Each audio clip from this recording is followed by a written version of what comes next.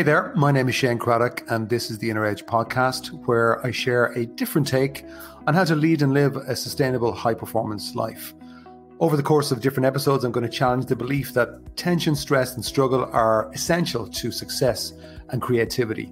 My experience is that there's an easier way, there's a better way, and indeed there's an essential way that we need to explore for the times that we live in. So let's go ahead, let's jump in and explore. Hi there, welcome to today's episode, which I'm calling, What is Your Definition of Success? And I'm wondering, as you're listening to this, whether, I don't know, you're walking or running or in your car or wherever you are listening to this, have you ever thought about why you have the definition of success that you do? And don't be under any illusion. You do have a definition of success. It is there. It's a very personal thing. It's usually a very unconscious thing, but it's definitely a very inner thing, which is why I'm going to explore it in this episode. And I think for me, your definition of success is always worth exploring, primarily because I think it's always changing. And at the end of the day, we do make it up, whether you realize it or not, because where did your definition of success come from? If you're born in Ireland or in the US, or you're born in Russia or India or somewhere in the Middle East, your definition of success is likely to be different. So it is hugely affected by the cultural impact of where we grow up. And particularly in the Western world, success is a very specific thing. So what's your definition? I mean, is it about power? Is it about money? Is it about status? Is it about fame, recognition? Is it about a lifestyle? Is it about your family? Is it about security? What is it? Is it about a number, a money number? Generally, in my experience, for people who never really consider what success is or where it comes from, it can be very egocentric insofar as that it's kind of picked up by conditioning. But if you're not really clear about what your definition is and you've fully thought it through, it can actually, in my experience, make you miserable. You know, and I think a simple analogy would be, there's so many sports people. I'm thinking of Andre Agassi, I think Victoria Pendleton, the cyclist, who kind of got to the top of their game, but were miserable. They didn't like the view. And it's you'd also hear that in business. You know, I got to the top, but I didn't like the view because my ladder was against the wrong wall. And so it's important to think about, well, why is your ladder against the wall that it is? I mean, a phrase that I'm hearing increasingly from leaders who are perceived to be very successful is this it? And that's a classic example of somebody who hasn't fully thought through what their definition of success is and why they're focused on achieving or doing what they're doing. For me personally, the first time I kind of started to question my definition was back in my mid-20s. I've mentioned in this podcast before that I went through kind of a very difficult personal breakdown experience. I don't know, experience is probably is that the right word? But anyway, it was an experience. And I remember it occurring to me that I remember waking up and said, I've done everything I was supposed to do, but I feel miserable. I don't feel successful. So I had done okay in school. I'd done reasonably okay in college, university. I got a good degree. And then I went to work in the business world and I worked my socks off, etc.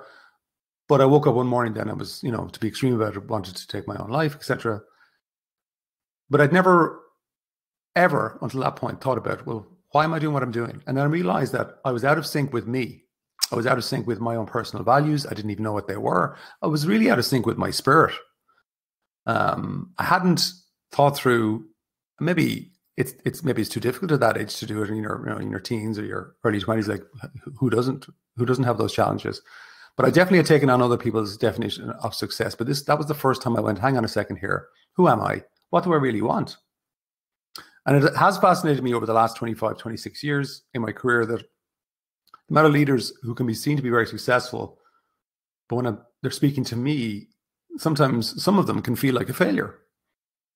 For example, I'm thinking of somebody over the last year where they're saying to me like they felt like a failure because they weren't where they thought they should be. So to somebody else, perhaps even just listening to this podcast, you'd be thinking, oh my God, like that person is so successful. What a life they must have. And they do have a great life, or they should, but they're not enjoying it. Because they think they should be somewhere a different level. And that's a classic case of, you know, you're your self-worth being all about maybe your network worth, but ultimately it's down to what's the definition of success that that person has in their mind. And I mean, I've definitely fallen into this many, many times, not realizing that I was conditioned, or it's conditioning in me to say, well, unless you do this, unless you get this amount of money, unless you grow a business and sell it, unless you achieve X award, unless you get whatever your definition of success is, unless I get that, then I'm worthless, or I'm not successful. And the problem is that it's always a moving target. It's always a moving target because your mind really is never satisfied. It's never satisfied. It's always looking at the more monster. It wants more. It wants more, you know. And just as a simple short story, we were dealing with the CEO where I said, well, what's success now to you? And they said, well, I want to get the business to 5 million. And it was a little bit higher than that, but anyway, for the purpose of the story, so we're going to get to that number.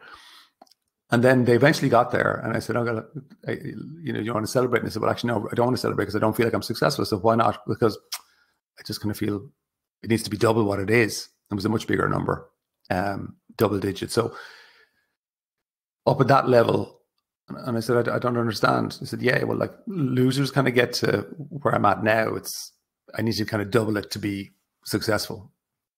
And somebody like that, if they're not open to it, they just don't realize that they're never going to feel successful, because when they get to that number, then they're going to go, yeah, well, like it should be double again. And that's the way the mind works. And so you can kind of go through your life, and a lot of, believe it or not, successful businesses and successful people, or so-called successful people, part of what drives them is to prove themselves at an unconscious level, a deep level, and they never have that feeling of getting there. And that's why is this it? So they just keep busy focusing on goals that they're making up without realizing where they're coming from. Hi there. I thought I'd just let you know that if you like some of the material in this podcast and the episodes that we're doing, two things to be aware of that will benefit you, I think. One is I do have an online academy where I've got different webinars, home study programs, also access to live virtual programs and audios and things like that on my academy page. So that might be of interest to you. I'm going to flag that. So that's academy.shanecraddock.com. It's always one D, academy.shanecraddock.com, or else you'll find it on the resources tab on my website. And then the second thing is every week, you may realize, you might be on it already, that I send out a weekly email called Inspire Me, which is designed to be read in less than 60 seconds. It kind of very much is in the theme of these podcasts. And I think we all need a little bit of inspiration in the times that we live in. So you can sign up for that and opt in. You get some free goodies and things like that, as you probably expect, at ShaneCraddock.com. That's again, CRADOCK. And that's that. Back to the podcast.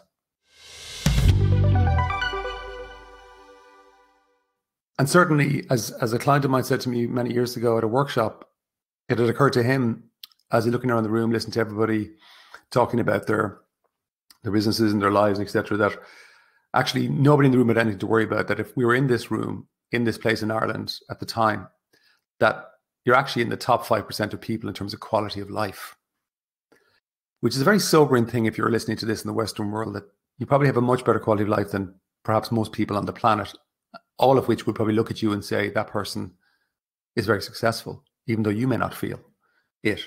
And you probably heard the phrase, there's always a bigger boat, or there's always a bigger car. Somebody around you always has something bigger, better, shinier, brighter. And so you can be driving around almost feeling like you're not there, in inverted commas. But what I always find fascinating, and I have to remind myself of this because I can fall into the same trap with my mind, is to remember to look at where I am now, and where I am now, or where you are now. At one point, perhaps, that was success. Like that at some point you weren't where you are now, that you thought, actually, if I could get there or create that or experience that, that would be success. That would be just amazing. And then you get there and you enjoy it for a little bit, but then you forget about it. Your mind pushes you on to well, what's the next thing? So what would it take to kind of like wake up and feel successful, regardless of what the world is telling you is success? Because that's think there's a quote coming to mind is that, like, in a world that's trying to tell you all the time who to be, real success is just being who you really are. I might have botched that quote now, but it's something like that. So again, an indicator could be, maybe you have a number. I hear this a lot. I go, what's your number? I.e., when you get to that number, then I'm successful, or then I retire, or then I step out. Or that's what's driving me forward. And it's good to have a target. It's a very specific thing. It's always good. But if you're completely attached to achieving that in terms of your mood is dependent on it, it can actually cause carnage in your life and also in the lives of the people around you. It's, as I say, it's very important to have clear, specific goals, I think, for your mind, especially when it comes to finance. But if you're overly attached to it, it can be very damaging, and only you know how attached you are to it. And it's a tricky thing. So if you're not careful, I guess what I'm saying is you can end up feeling like you're never there, that you're never successful, and that can kind of really damage your self-esteem and your confidence. And the trick about your mind, or the thing about your mind, is that it can very quickly create a logic around, well, no, you don't understand. Like, I am not successful, and I am a bit of a whatever until I get to there. So I suppose, as you'd know, at this stage, if you're listening to these podcasts, I like to kind of ask some questions for you to reflect on, because I think that reflection is something that's kind of going out of style with people, but it's very important in terms of building our own consciousness and our awareness around who we are, what drives us, and that has a massive effect on our performance, much more than people realize. So what's your definition of success? What is yours? Maybe you could write it out. Like, what is success to you? And then look at that and say, right, why is it important? And you get an answer to that. And then I would suggest you ask that question 4 or 5 times more, as in, why is it important? Okay, why is that important? Okay, why is that important? And so on. But what if you got so clear on your definition of success that you kind of thought, okay, what if it could bring more lightness or joy or liveliness into your day, even in business? I mean, business can get very, very heavy and serious. And I think that's a problem, because if you're heavy and serious, you just can't bring your best into your work. And then you can't bring your best into your life. And also that ripples like electricity into everybody around you. So then it ripples into their families. So then it ripples into society. So for what it's worth, like my definition at the moment, and my definition can change, but my definition at the moment is going to sound, I don't know, maybe happy clappy. But there's layers to it. And it's going to sound perhaps too simple, but my definition at the moment is to live fully and to help others do the same. But there's a lot of layers to that for me, in terms of like, what does living fully mean for me? That's a different topic for a different podcast. But I'm going to share with you here a little, I don't know, it's not a poem, but it's a little, it's something by a guy called Ralph Waldo Emerson, famous American philosopher. And it's called The Definition of Success. And I read this many years ago, and it did strike me at the time. And I thought, that's pretty cool. And I think if I can live to this, certainly that's within to live fully. Although I have to admit, it is sometimes difficult as a human to stick with this. So here it is. You might know, because I think it's quite famous. The Definition of Success by Ralph Waldo Emerson. To laugh often and much, to win the respect of intelligent people and the affection of children, to earn the appreciation of honest critics, and to endure the betrayal of false friends, to appreciate beauty, to find the best in others, to leave the world a bit better, whether by a healthy child, a garden patch, or a redeemed social condition, to know that even one life has breathed easier because you have lived. This is to have succeeded.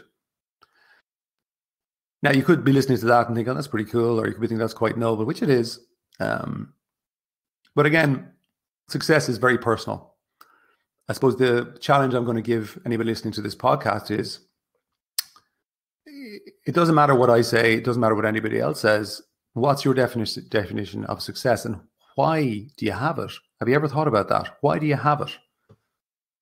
Are you living somebody else's definition of success? Maybe society's. If you're feeling kind of out of sync with perhaps yourself, or is this it? It's probably because you haven't explored what success really means to you and why you have it. Like, I mean, as somebody said to me before, after a conversation that we had, that they were just realizing, well, like, how much is enough for me? which is an interesting question.